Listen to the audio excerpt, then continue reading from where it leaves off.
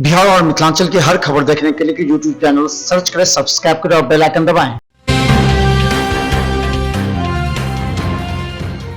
नमस्कार, बिहार मिथिला न्यूज़ में आपका स्वागत है। मैं हूं मनोज और बड़ी खबर बता दें कि कल जिस तरह के हंगामा हुआ था, कल राष्ट्रीय जनता दल के प्रवक्ता भाई वीरेंद्र ने गाली गलौज कर दी थी नगर विधायक संजय सरावगी के साथ। इसके बाद मामला इतना तूल पकड़ा कि विधानसभा अध्यक्ष ने भाई वीरेंद्र को चेतावनी दी। उसके बाद आज हाथ मिलाने की बात आई।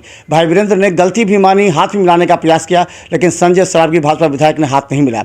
लेकिन अब उसे लेकर के अभी की बड़ी खबर बता दें कि विधानसभा के अंदर हंगामा हुआ है। बिहार विधानसभा में हंगामा चल रहा है। लोग सभी विधायक ये कह रहे हैं कि संजय सरावगी के खिलाफ जो अभद्रपूर्ण व्यवहार किया गया है उनको बर्खास्त किया जाए। सदन से बर्खास्त करने की मांग को लेकर के विधानसभा में हंगामा चला। देखिए पटना से एक रिपोर्ट। गुंडागर्दी नहीं चलेगी, नहीं चलेगी, नहीं चलेगी। राजद का गुंडागर्दी नहीं चलेगी, नहीं चलेगी, नहीं चलेगी, नहीं चलेगी, नहीं चलेगी, नहीं चलेगी। राजद का गुंडागर्दी नहीं चलेगी, नहीं चलेगी। भाई वीरेंद्र शर्म करो, शर्म करो, शर्म करो। भाई वीरेंद्र शर्म करो, शर्म करो, शर्म करो। की तानाशाही चलती है, लेकिन आज विपक्ष की तानाशाही चल रही है। जब विपक्ष में हैं तो माननीय विधायकों को गाली गलौज करते हैं, उनको मारपीट की धमकी देते हैं। जब ये सत्ता में आएंगे तो क्या करेंगे? फिर पुनः 15 साल के लालू राज का पुनर्स्थापित करेंगे।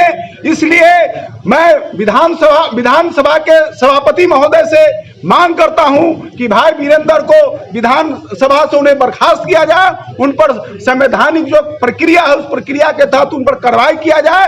हम सब लोग का यही मांग है। आज हम लोग विधान परिषद में भी इस विषय को जोरदार ढंग से उठाएंगे। और बता दें कि पूर्व मुख्यमंत्री राबड़ी देवी ने एक बड़ा बयान जारी करते हुए मुख्यमंत्री नीतीश कुमार पर आरोप लगाया है कि शराब कहाँ मिलता है ये नीतीश कुमार बहुत अच्छी तरीके से जानते हैं, फिर भी वो अनदेखी कर रहे हैं। बिहार विधानसभा परिसर में शराब मिलने के बाद यह मामला इतना तूल पकड़ा है कि इसे पक्ष और विपक्ष दोनों आमने सामने आ गए हैं।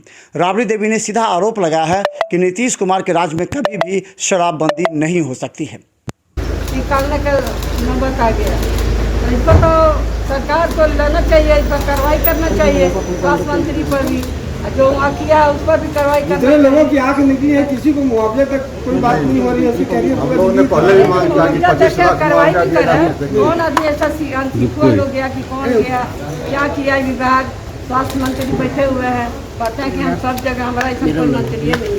तो उनका ऐसा मंत्री क्या है कि आँख निकाला जा रहा है गरीबों को मुजफ्फरपुर में। ये यहाँ जो शराब की बोतल सब मालूम है कहाँ शराब के बोतल मिलता है, वो लोग को सब मालूम है, मुख्यमंत्री को मालूम है। खोजे अपना निकाले, झाड़ियों में खोद रहे हैं। डीजीपी शराब की बोतल खोदेंगे तो बाकी काम कैसे करेंगे? वही काम करेंगे और क्या करेंगे? क्या हो रहा है? विधि व्यवस्था खत्म है, ध्वस्त हो गया है विधि व्यवस्था। कहीं है ये नहीं है, बलात्कार हो रहा है, अपहरण हो रहा है, मर्डर हो रहा है। आज कितना आप ही लोग के चैनल तो सब दिखाते हैं, दुनिया देखता है। अब ये लोग को बहस करने से क्या अंतर है? कोई अंतर नहीं है। बहस करता है, बदथतरई लोग करता है हाउस में। तो वहीं बता दें कि पूर्व मुख्यमंत्री राबड़ी देवी के बयान के बाद अब सामने आए हैं जदयू के एमएलसी नीरज कुमार। उन्होंने साफ कहा है कि राबड़ी देवी से पूछिए जाकर के कि उनके मायके में कितना विकास हुआ है। यह नहीं, उन्होंने साफ आरोप लगाते हुए कहा कि विपक्ष के पास कोई मुद्दा नहीं है। शराबबंदी के समय वो भी साथ में सरकार में थे, लेकिन अब वो आरोप लगा रहे हैं और शराबबंदी कहाँ से हो रहा है ये भी उनको समझना चाहिए। देखिए नीरज कुमार क्या कहते हैं। राबड़ी देवी जी राज्य के पूर्व मुख्यमंत्री रही हैं। अपने मुख्यमंत्रित्व काल में अपने नहिरा में उच्च विद्यालय के लिए अधिसूचना जारी किया। वहां भी तो 16 कमरा हम ही राबड़ी देवी जी बनाए।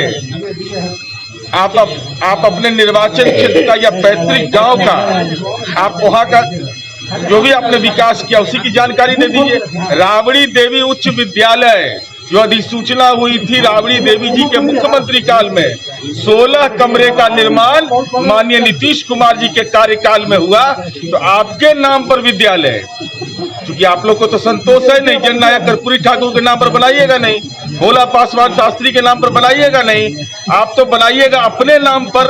आपके नाम पर भी जो विद्यालय बने, आपने जिसको अधिसूचित किया, वहां भी कमरे का निर्माण माननीय नीतीश कुमार जी ने किया। यही विकास का सच है।